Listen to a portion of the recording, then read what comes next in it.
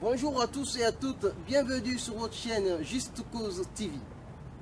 Merci d'être fidèle à votre émission Espace étudiant. Aujourd'hui sur ce plateau, nous recevons une éminente personnalité. Monsieur Touré Mamadi, président de l'association des étudiants guinéens du Nord-Pas-de-Calais, a fait le plaisir et le devoir d'accepter notre invitation. Bonjour Monsieur Touré Mamadi. Bonjour. Nous vous remercions d'être venu sur ce plateau Juste Cause TV. Nous aimerions que vous vous présentiez à nos chers téléspectateurs. Bonjour Monsieur Conte Daouda. Oui. D'abord, avant de répondre à votre question, permettez-moi tout d'abord de vous remercier pour l'opportunité que vous m'accordez de m'exprimer devant vos téléspectateurs. Je suis donc Touré Mamadi, comme vous l'avez précisé, étudiant à la faculté de droit sciences juridiques et politiques de l'U2. Je suis président de l'association des étudiants guinéens du Nord-Pas-de-Calais depuis 2011. Monsieur Touré, nous aimerions savoir quelles ont été les idées de base pour lesquelles l'association des étudiants guinéens du Nord-Pas-de-Calais a été créée. Monsieur Daouda, l'association des étudiants guinéens du Nord-Pas-de-Calais, entendue ASEGI, est une association apolitique à but non lucratif, créée sous l'égide régie par la loi de 1901. Elle a été créée en 2004 dans sa structure actuelle et elle avait pour but essentiellement de fédérer les Guinéens du Nord-Pas-de-Calais sous une même bannière, à savoir cette association. Elle a principalement comme objectif l'accueil et l'insertion des étudiants primo-arrivants dans le Nord et afin de les accompagner dans leur démarche administrative, scolaire et pédagogique. Et elle permet de mettre en accord ceux qui sont là et ceux qui sont dans notre pays à travers des projets culturels. Donc elle réunit les Guinéens du Nord-Pas-de-Calais aussi autour des activités culturelles, sportives et scientifiques. Puisque quand nous prenons les actions réalisées depuis lors, on a réalisé pas mal d'activités culturelles, sportives et scientifiques qui a permis aux Guinéens de se retrouver autour d'un même idéal pour discuter des problèmes du pays et aussi promouvoir notre culture à l'étranger. L'objectif principal donc de la SEGI, c'est d'unifier l'ensemble des étudiants guinéens du Nord-Pas-de-Calais. Alors, M. Touré Mamadi, à l'instar de ces différents objectifs que vous venez d'énumérer, vous, en tant que président de la SEGI, quels ont été les actes concrets depuis votre élection que vous avez pu poser dans cette association? Depuis mon élection en décembre 2008, la SEGI, sous ma direction, bien entendu, avec mes collègues du bureau, on a posé pas mal d'activités qui ont eu un retentissant dans la région, mais sur le plan national, en France ici, bien entendu. Donc je commencerai tout d'abord par la restructuration de l'association quand j'ai été élu, parce que l'association se trouvait dans un état un peu critique, vu qu'il y avait une transition difficile entre l'ancien bureau sortant et le nouveau bureau.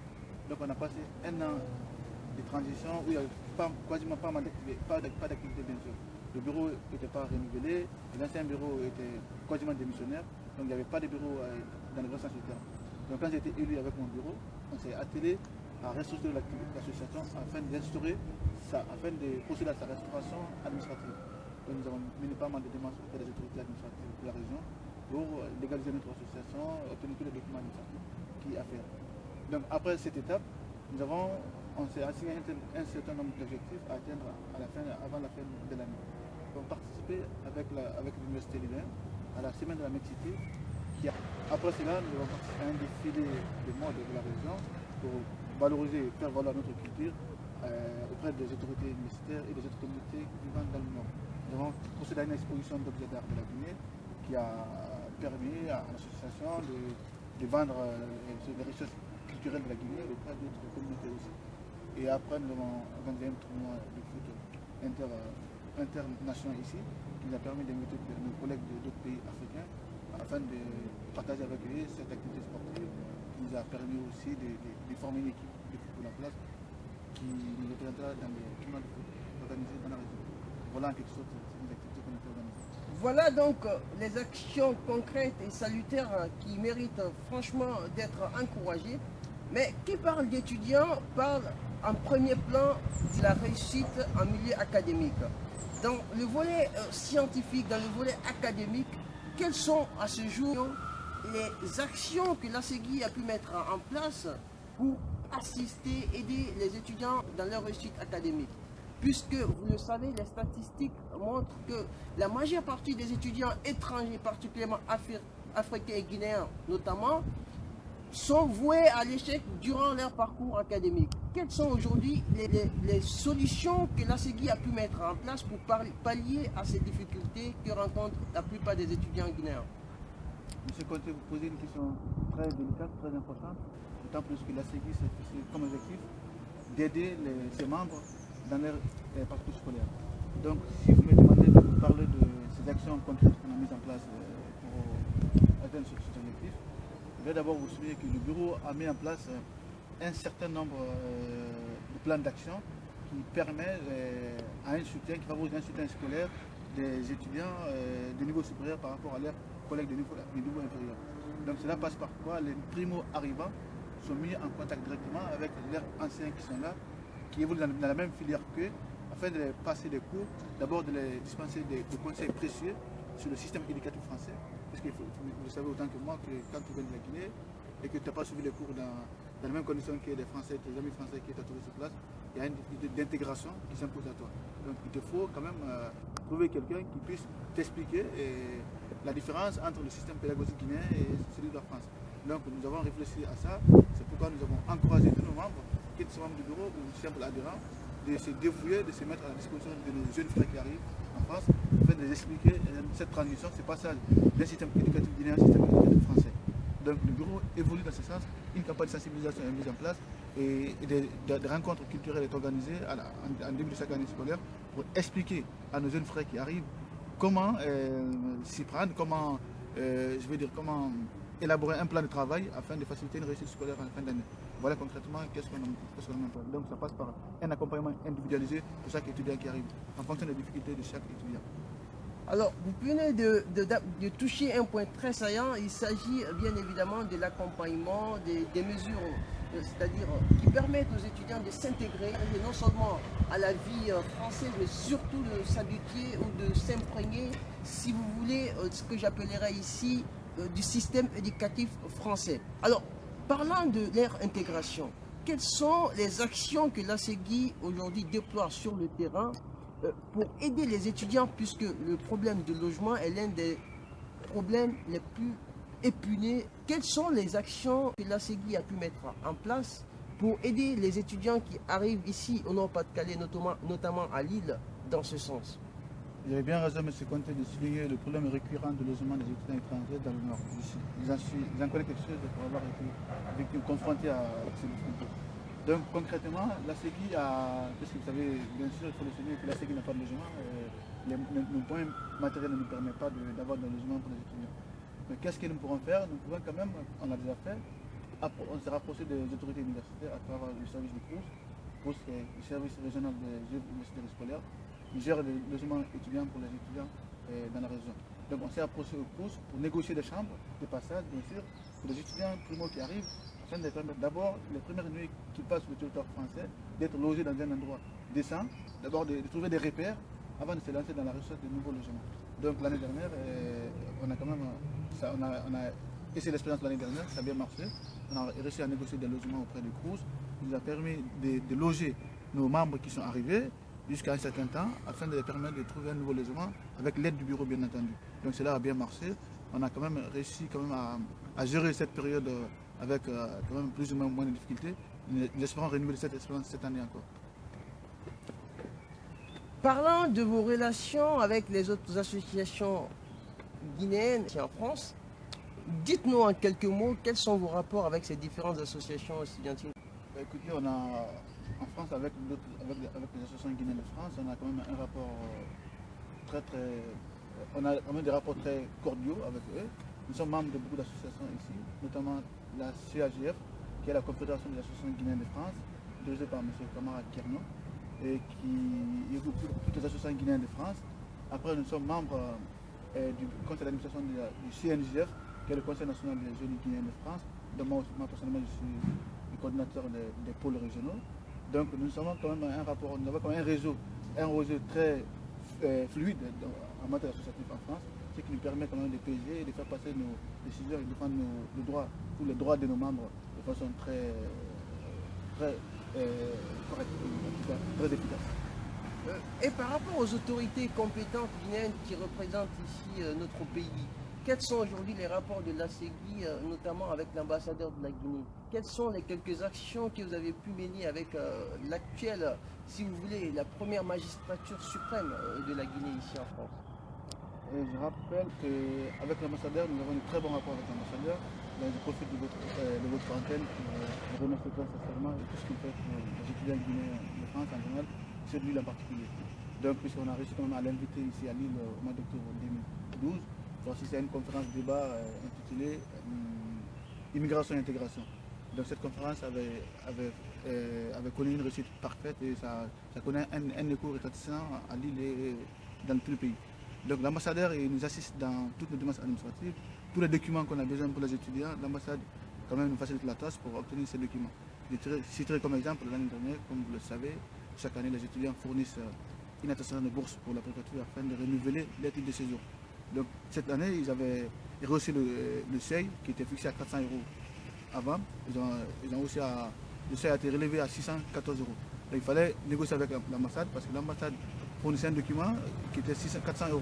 Puisque la préfecture a aussi, je veux dire, a réussi le seuil, donc il fallait que l'ambassade tienne compte de cette évolution. Donc ce n'était pas gagné d'avance. On a quand même bataillé auprès de l'ambassade qui finalement a cédé, nous a compris. Et donc l'ambassade avec les leaders de la CEGI nous a permis de changer ce document afin de nous fournir un document qui répondait aux critères de la préfecture. Donc nous le saluons pour ça.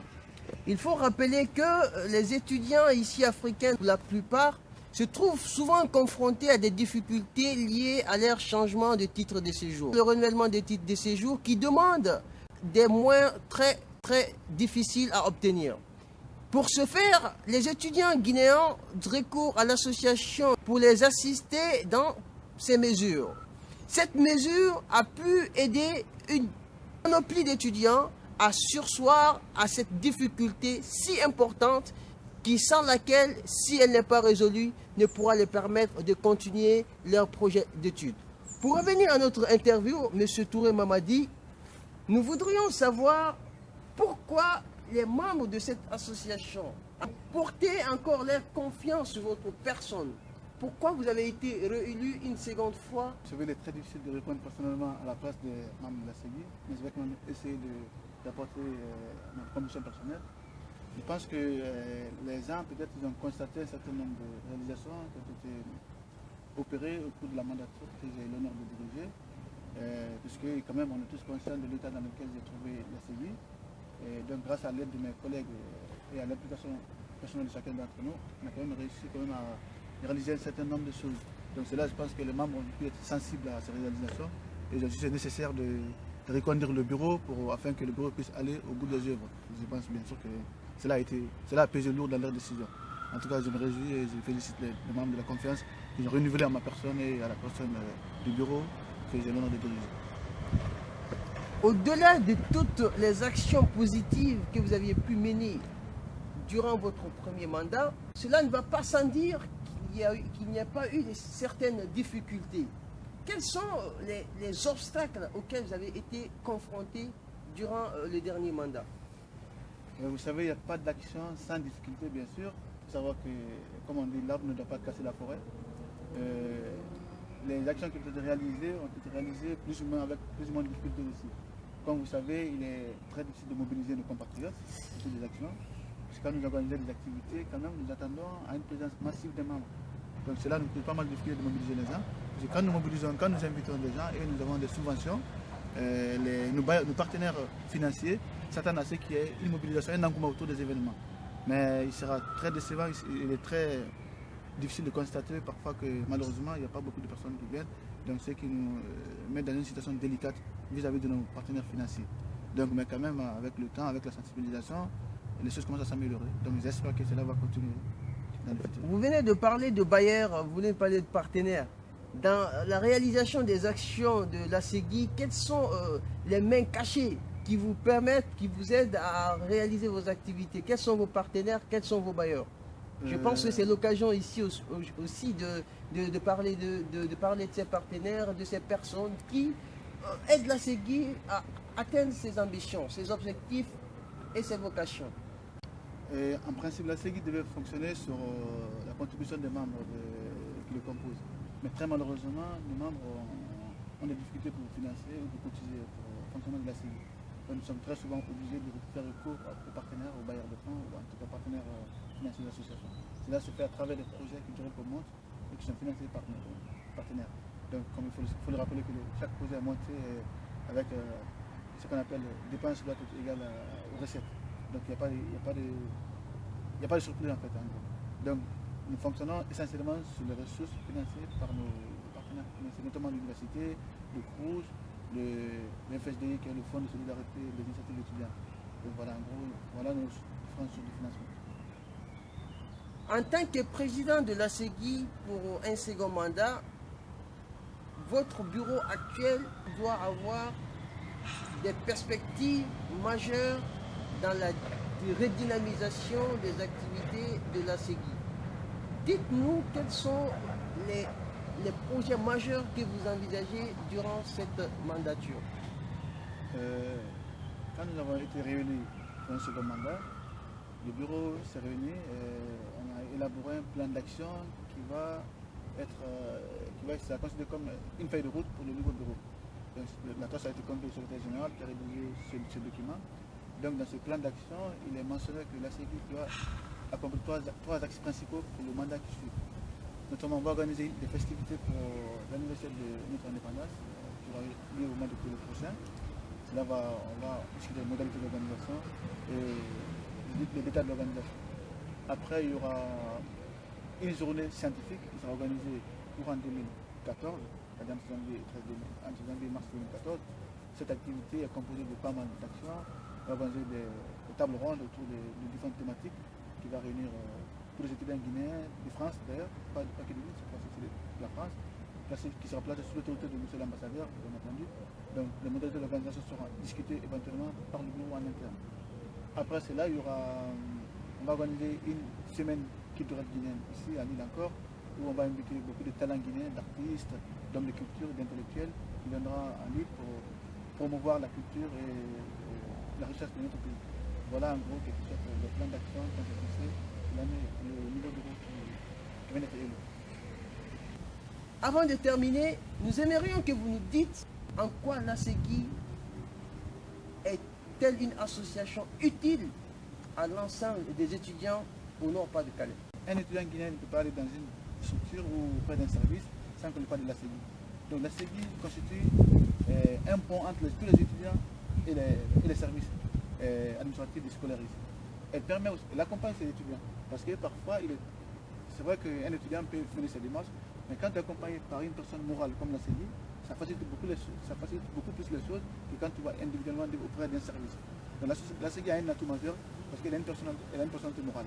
Elle est reconnue par les autorités universitaires, elle est reconnue par les autorités administratives, ce qui permet à chaque membre adhérent de la CEGI de se faire représenter par la CEGI au cas où besoin. Donc c'est très important dans certaines démarches. Quels sont vos derniers mots à l'ensemble des téléspectateurs qui nous suivent en ce moment, les membres de la CEGI et de tous les étudiants africains en général qui aspirent à venir en Occident, ne serait-ce que pour leurs études? D'abord, mon dernier mot, je voudrais d'abord remercier notre équipe à travers votre station, l'opportunité que vous donnez à tous les jeunes étudiants guinéens ici de s'exprimer, de faire valoir leur voix, de faire entendre leur voix ici, tout comme chez nous, auprès de nos camarades qui sont restés là-bas ou qui sont un peu partout en France. Donc, à l'endroit de nos amis qui sont restés en Guinée, qui aspirent à venir étudier ici, je les encourage, en tout cas tout ce qui est de notre côté, si on peut faire quelque chose pour les aider, on peut le faire. Mais il faut d'abord retenir quelque chose, avant de venir en France, il faut d'abord se poser des questions. Il y a un certain nombre de questions légitimes, il faut d'abord se poser avant de décider de venir ici. Pourquoi tu viens? Comment tu viens? A-t-il les ressources nécessaires pour subvenir à tes besoins ici? Parce qu'il faut le savoir, il faut le souligner, très important, que l'image qu'on nous voit là-bas, ce n'est pas les mêmes choses qui se passent ici. En tout cas. Ici, les choses sont très difficiles, il n'y a pas vraiment de solidarité, à part les sociétés comme la CEGI et autres là. Il n'y a pas de solidarité entre les gens. Tu es seul devant tes difficultés, il faut que tu subvennes à tes besoins individuellement, il n'y a personne qui va t'aider. Mais quand tu veux venir, il faut que tu sois sûr que tu as les moyens, tu as les ressources financières nécessaires pour subvenir à tes besoins. Donc je voudrais dire à mes amis qu'il est très important, il est très bien de venir, parce que la formation n'est pas la même, il y a plus de formation, la qualité elle est plus bien que chez nous, Mais il faut quand même être à la hauteur de ces enjeux aussi. Très important. Il faut être à la hauteur de ces ambitions et de ces enjeux, tout comme pour dire à nos chers téléspectateurs, notamment étudiants guinéens ou étrangers ou africains, que la vie ici en Europe n'est pas seulement qu'un Eldorado. Au-delà de toutes les utopies que nous pourrions rêver, il faut s'attendre aussi à un cauchemar. À très bientôt dans votre émission Espace étudiant, Espace association avec un prochain invité. Je vous remercie.